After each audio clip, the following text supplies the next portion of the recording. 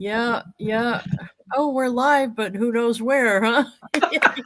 I'm still working on my settings. Oh, well, hopefully we're going to see people talking. Last week we were live. I had a guest. We were live. It was Erica Woolbright, my buddy. Uh-huh. We were live, but no one could see it except LinkedIn could see it. But we So did it couldn't. go out to our Facebook group then? It didn't go to the Facebook group because they'd already changed the rules. Oh, I changed the graphic today to let everybody know to look on my wall, but we weren't seeing people talking or anything. may So I work don't know. that way this time. But if it does, all you do is you say hello, hello, hello, and see if it works out. Hello. Yeah, and see it saying nobody, and that's not probably true. Either that or we're doing the same thing we did last week, is we're going to end up recording and it won't be anywhere. But that will sucky. How are we going to know? I'll look on my wall, I guess, huh? I don't have any idea. Oh, no, we're live on my wall. Okay. Okay. Well, there we go. I just So can't see there. people say anything. Oh, there are two people. Okay, here we go. I hate it when they change stuff like that and I can't figure it out. Yeah, well, I can't figure out the chat tonight either, so it's up to you. You're on your own, huh? You did two others today? I did. I had a show at 7 a.m. that was live on LinkedIn. Mm-hmm. I think it was LinkedIn.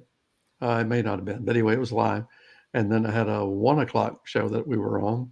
Oh, that's awesome. And I think I've been on, I haven't counted because I don't want to count. But I think that we're just now getting into the fifth month.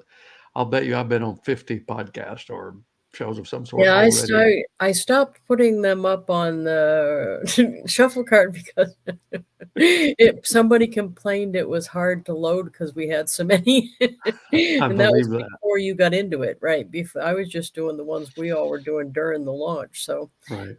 that's funny. So what's going on in Ware, New Hampshire tonight? Well, we're in New Hampshire. Yeah, the weather's pretty good. We're 60s and 70s right now. It's That's like not summer for bad. you. Down in Yonkers, it's always about 10 degrees more. Oh, That's only really? 4 hours and something. Oh, you know what happened? I don't go 95, but I don't know if you know, 95 is the biggest highway. Normally, if I'm leaving New England, I'm on 95 somehow. Right. Um, because Ty lives in Yonkers, I end up going on 15, which is called the Merritt Parkway. But 95 today, somebody did something stupid because a big truck blew up or something, and they closed it for a while. And there was a bridge there. My guess would be they were too tall, but it would have had to have been something pretty big because 95 is meant for trucks. All Hmm. the trucks go there. 15 trucks aren't allowed. It's cars only. So I wonder what happened. I love it when people do stupid. It's like when you see videos of trucks that are too tall to clear a bridge and Oh, they drive right. onto it and it tears everything up. I only had that 1-ton box truck, but I had the height of it written in marker on the inside over one of the flaps in case I forgot, because I didn't want that to happen to me. I saw somebody take the hole, and those box trucks, once you puncture the weather seal, oh, you're done. You need a Yep. new one Yep. because you can't ever seal it back up good. Isn't that true with an RV too? I think so. I really do. Yeah, once you I think puncture that, the seal, you're yeah, I mean, I'm sure they try to repair it because you're talking expensive vehicles, but yeah, I right. think it's the same. Somewhere along the lines, I heard this story. I don't know if it's true, but you know what they say. You can't put it online if it's not true. So there. But this was a story about a truck that drove up under a bridge and it was about 3 or 4 inches too tall and got stuck. Oh, And I know this it, story. the emergency responders were showing up, the police were showing up, everybody's trying to figure out what to do. It's backing up traffic, and finally, a little kid says, "Why don't you just let some air out of the tires?" And that's what they did, and it worked. Yeah. Who tells that story? That's a famous story. I think That that's is the a story I famous just told. Yeah, but it's not usually you. What Oh, that you said is who? I thought you that is said for me to in tell it. I said I just did. What's up with that? that is right. That is somebody's famous story that's on a cassette tape or something. Because I've heard that 6 million times, and I wonder who I It's got to be something like Les Brown or Zig Ziglar or Jim Rohn or something. Maybe. I hate that Maybe. I was number 6,000,000 though, because I was really Oh, going for five million nine hundred oh, ninety nine thousand you nine were hundred thinking you ninety made that nine. score? I don't know. Right, I don't know about that. Right. So I did bring out 3 books today. Did you I told you before, you knew I lived near where Augmentino. Mhm. Did you say I think you said you met him or saw No, him? I never met him in person that I can remember, but his books were the first that I started reading especially as far as parables go. Yeah, because they're parables. This one's a parable too. Secrets for Success and Happiness. It's not my all-time favorite, but I have all of the Augmentino books. This happens to Yeah, be the one I grabbed. yeah. Yeah. And for those who think you don't have time to read, I don't know how to feel about that. You've got to. I put them in the toilet and make myself read at least a page every time I go in there. Is that wrong? The toilet? What do you want me to say? The No, I powder. think that. Hi, Donna. I finally see Oh, good. somebody's You can comment see here. somebody. Donna. And Donna's watching on YouTube, so it must be there too. That's awesome. Yep. Wait a I, minute. Yeah. the way they've changed StreamYard's changed us up, I can't see anything on Facebook. I can't see anything, but I did see Donna's for whatever reason. So Yeah, and I don't know if we're not seeing the comments on Facebook or we're having trouble, everybody, just because StreamYard and Facebook are not being nice to each other. I don't know what I don't know. So yeah. anyway, Augmentino, yeah, I don't remember where I heard about him even, but I found out about him right around the time he died, so I didn't get to meet him, but he was selling they were selling his house, and it ended up being an Antrim, which is right near me, less than 30 miles. And I didn't know he was dead. I had just read a bunch of his books and and then I was reading I was sitting in the trailer reading the real estate booklet thing because they get them at the store, dreaming about my house. And this had an estate, and it said Augmentino's estate. And then I looked up and found out that he'd already died, but I always wanted to go look at that house. I didn't, but I always wanted to. Yeah, it sounded nice. He had a pond on it. Oh wow. Yeah. Well, you could still go look at it even now. You could do what Laurie and I did this last weekend. I Oh, have to what's tell you, that? this is so funny. I was speaking to a group in Fredericksburg, Texas, and it was a group of women in leadership in the insurance industry, and I uh, I spoke for an hour and a half, I guess, and then we went. We had like a 30-minute break, but we needed to be at a wine tasting after that, and they'd given us the address of the wine tasting, and we're driving out, and Fredericksburg is beautiful. It's rugged Texas hills. It's gorgeous. But the driving out there, I'm following the map on my phone, and I made a turn. I said, I think I turned too early. I think I missed the turn. And Laurie said, well, it looks like the winery's right there. It's probably just another way you can go in. So we drove on around, and there was another car in front of us. We followed it and pulled into the parking lot, got out, and it was this really gorgeous house.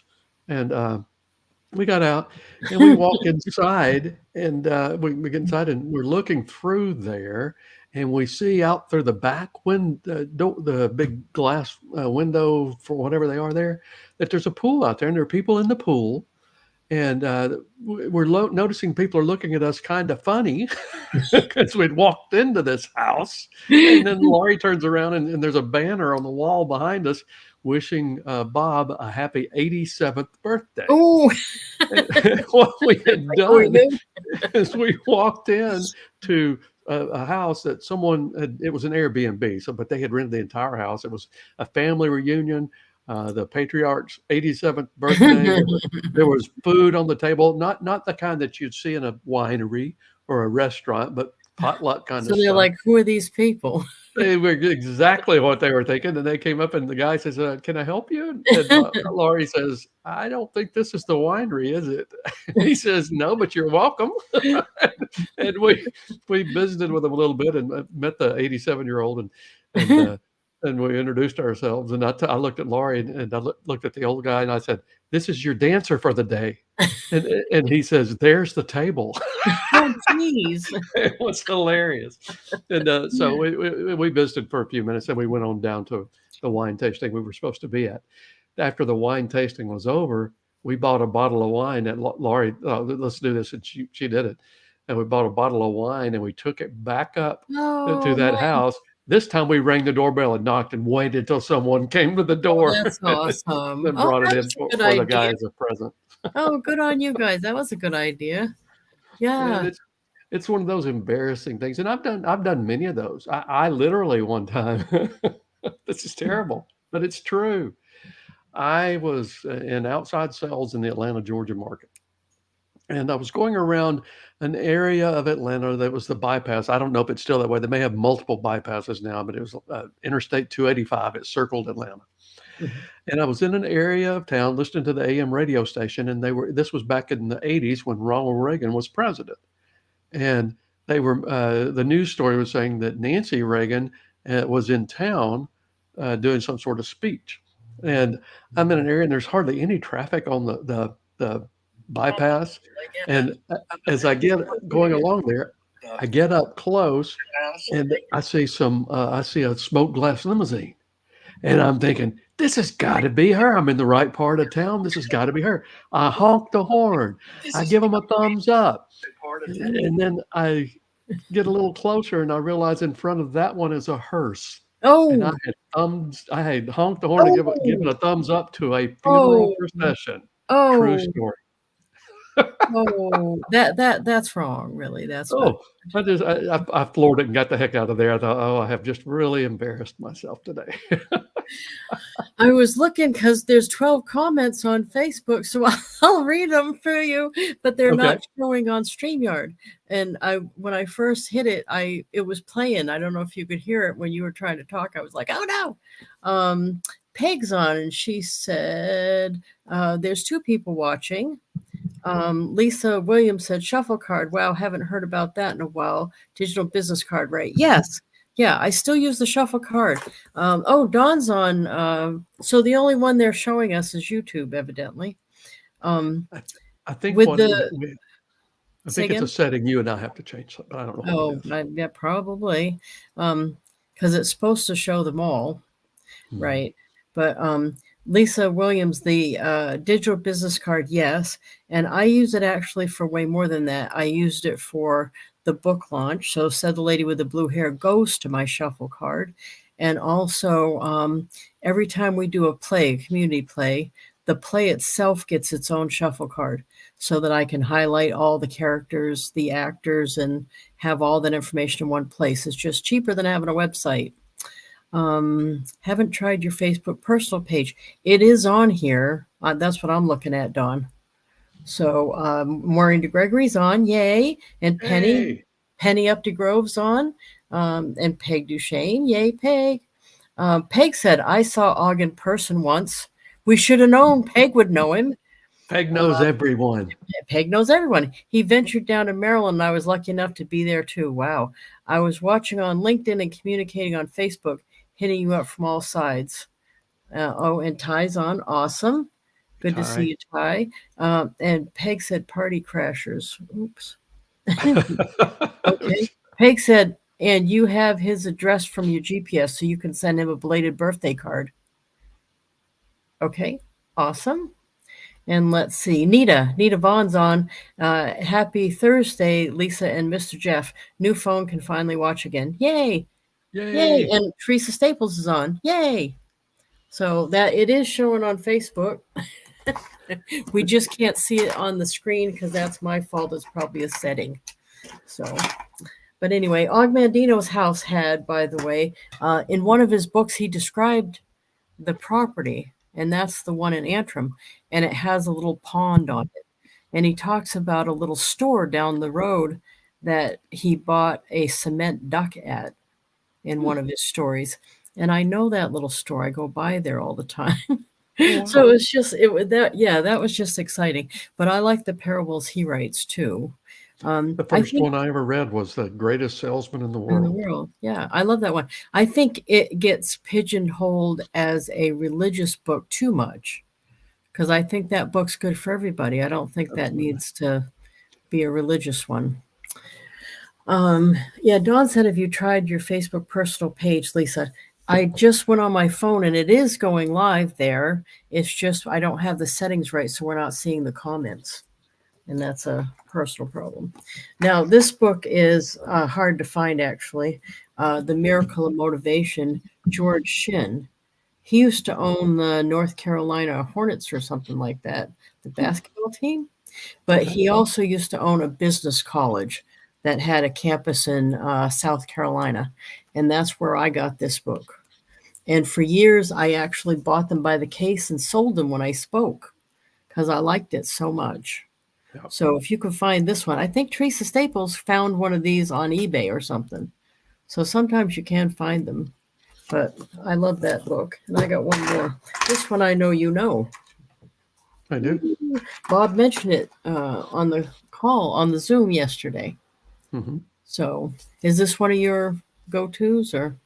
It's been a long time since I've read it, but yes, I read that Oh, you probably in the 90s, I guess, something like that.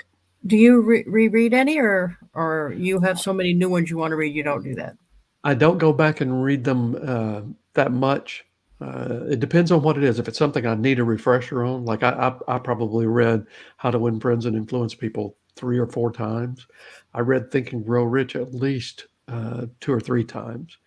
But I'm not one to go back and reread a lot, but I'll go back and highlight and look for notes and things of that nature so can refresh my memory on key points, but not to go back and read the whole thing. Yeah, Don King said he that's one of his ones that he reads over. I read that one about the same time he read Ogmandino's books.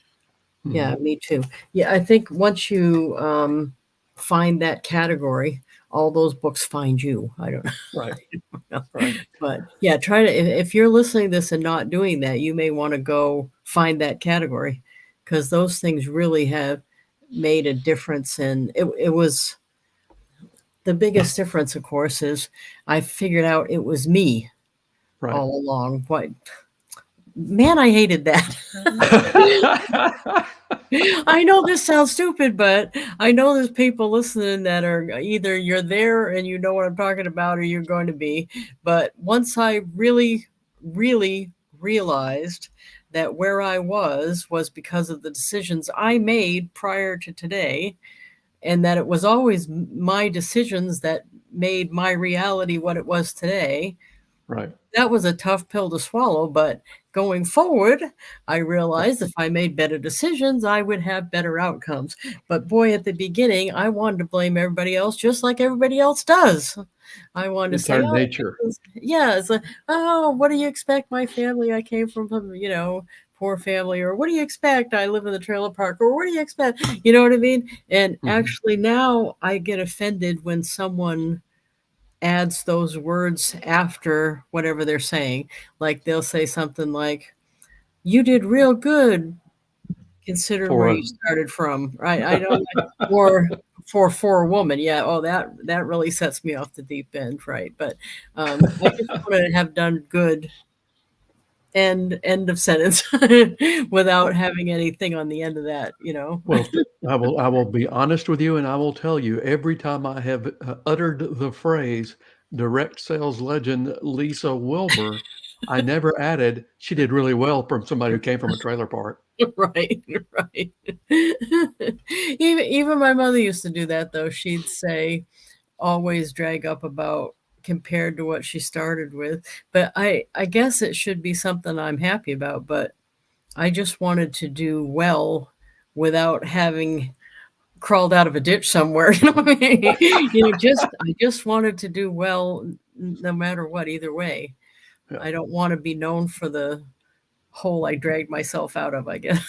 I don't That's like when they tell me for a short guy I'm not very tall. It just doesn't make any sense to me. Don said about the same time I read The Magic of Thinking Big. See you at the top, Zig Ziglar. Yep. Yes, Magic yeah. Magic of Thinking Big was one of my early ones. David Schwartz. He He taught at Emory University there in Atlanta, and when I read the book, I was living in that area. Actually, it was in the '80s. A good friend of mine, good sales mentor of mine, a guy named Bill Ross, was instrumental in getting me to read more, and that was one of the first books. He's the one who got me to reading Think and Grow Rich and some others. But here's why that's so important. If people aren't reading now, you're going to be the same person 5 years from now that you are today, with the exception of the books you read, the recordings you listen to, and the people you hang out with. So if you want to grow your income, grow your business, grow as a person, then you've got to take steps to make that happen. And you read them, and then you figure out what lessons you can apply in your scenario, and then you go do it. That I've said this multiple times, but Endless Referrals by Bob Berg and John Maxwell's 21 Irrefutable Laws of Leadership. The investment of those books probably wasn't $50, but the investment in those books made me a fortune.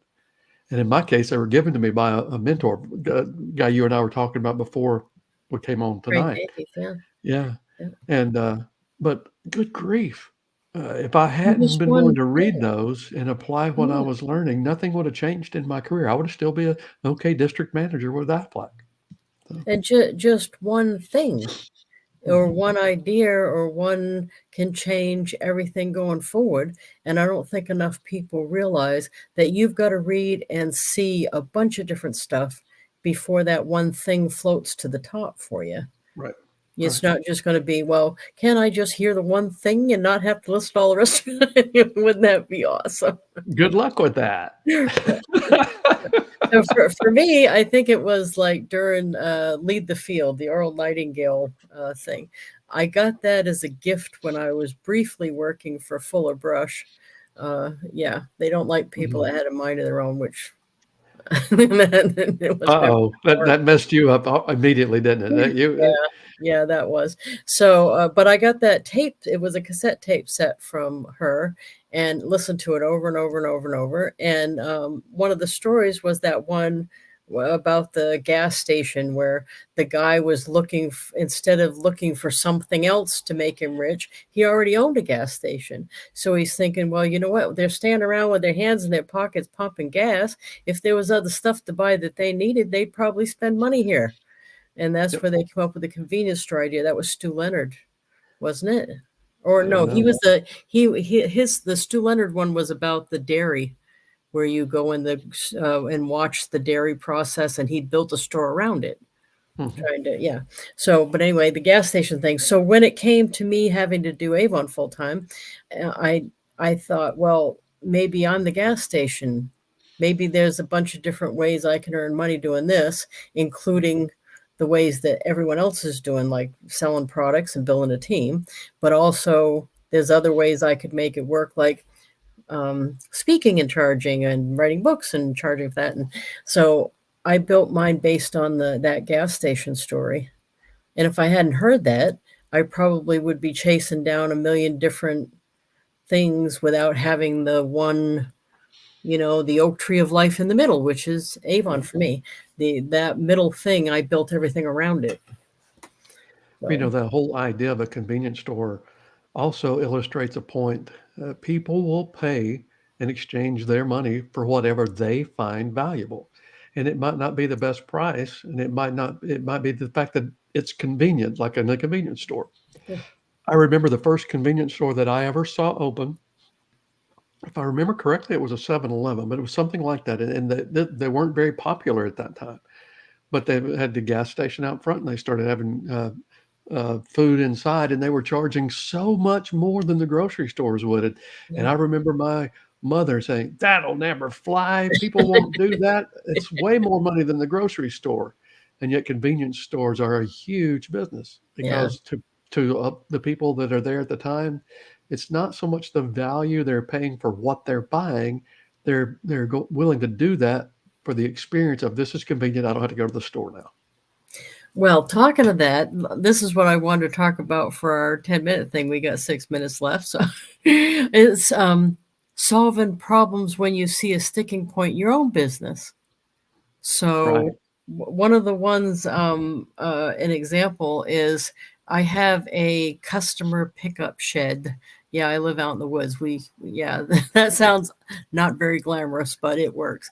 But anyway, every time I'd give that out, the customers to come pick up, I've actually got two sheds on my property, and I would see them going to the wrong one, even though I said it's over by the mailbox and all this stuff.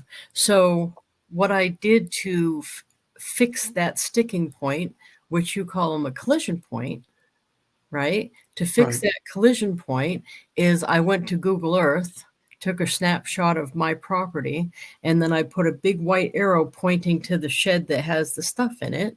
And when I have a customer, like I got a customer coming tomorrow, I text him the picture from Google Earth so he knows exactly what he's looking at Perfect. and he doesn't go to the wrong shed anymore. So I try when I have a sticking point come up to think to myself, well, how can I solve this not just for this guy, but going forward as a Right. regular course of business? And I always text that picture now. That's something I do on the as a normal part. So do you want to go over about the collision point thing? Well, a lot of marketing efforts, when they're trying to teach, when you're trying to teach a company how to make the more sales happen, make the process better. One of the things that everyone coaches about is finding those points that create friction and the sticking points, like what you just said there. Because if someone has to click through a website 5 clicks to do something, the more clicks that you have to do, the more people drop off and they don't continue, because each of those points creates a little bit of friction.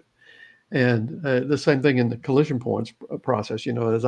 As I teach companies and groups about fusion points and about how to create those experiences that have generate a positive emotional reaction in your brain, connecting with the logic of what you're trying to accomplish at the time. The decision that results from that is a yes. It's moving forward. People are comfortable. It's a process that makes it's a win-win situation, because you're helping them get what they want. At the same time, you're doing it in such a way that creates a really good experience for them. But each of those sticking points or those friction points, it's a little bit of a negative emotion that's generated in the brain. And I went through one today. I was working on something, couldn't get the darn thing to work right on my computer. And every time I would try, it became, because of multiple attempts and it's still not working, it became a collision point for me. And I won't say that I said dirty words to my computer. I won't say that out loud, but I said dirty words to yeah, but when a negative emotional response happens and that combines with the logic of what you're trying to do, then unless you have no other choice, you say, "Oh, heck no, I'm going a different direction with this." In my right. case today, I had no other choice. I had to suffer through it and get it right. Actually, I did. Yeah, Lori I volunteered and she recently started working on it for me. Yeah, I recently added a bunch of different types of collection of payment. One was because I think it was Venmo, right? And then Zelle, Venmo, and Cash App. I recently added those to my repertoire. I'd only been doing PayPal, Square, and Cash. Right, And I recently added the others because customers would say, well, I only do Venmo or I only do Cash App or whatever they say. right. So they're free to sign up for. To Mhm. me, it was an easy way to cater to the customer. Plus, It- with services like that too, like Zelle and with Venmo and probably Cash App, I'm not as familiar with that one. They don't charge you a fee as the person who's getting paid. They don't, where Square, I know, does, because I use Square, and I Yeah, have to pay a fee every time somebody buys a book or whatever. And so um, it's a smoother, it's a much less friction oriented process for your customer, but also for you as well. yeah, because there's no the fee. Don wrote something funny. You could invest in a paint job, one shed painted with "It's the other one," and the right shed painted, "This is the one." The only thing is I've got products in there. I don't want people going in and taking them. It'd be like, "Steal here. This is the place." But I think that is funny. Although, I don't know. I came up with the text thing because for some reason, deliveries this is an ongoing joke in our town, so I don't know if it's everywhere or just here, but there's what, one, two, three, four, five. I have 6 doors in my house. 6 doors. They pick the door that has no stairs to it. They'll leave boxes. They'll leave boxes at this door that is hard to get to, has no stairs to it, and ignore the other 6 doors or 5 doors. If I remember correctly, when you got your first shipment of Blue Hair, author copies of the It Blue was over. Hair, It was I believe they did the same thing to you that day. Yeah, and it's funny. So the point of me saying that is I had a big sign on that door that said, "This no deliveries at this store," and the box was right underneath it. So I'm not sure this is not the shed would even work. This is not Well, the right shed because I don't well, know. Signs don't always, I guess, do it. Don just wrote you could have put, "How about no, No, dummy?"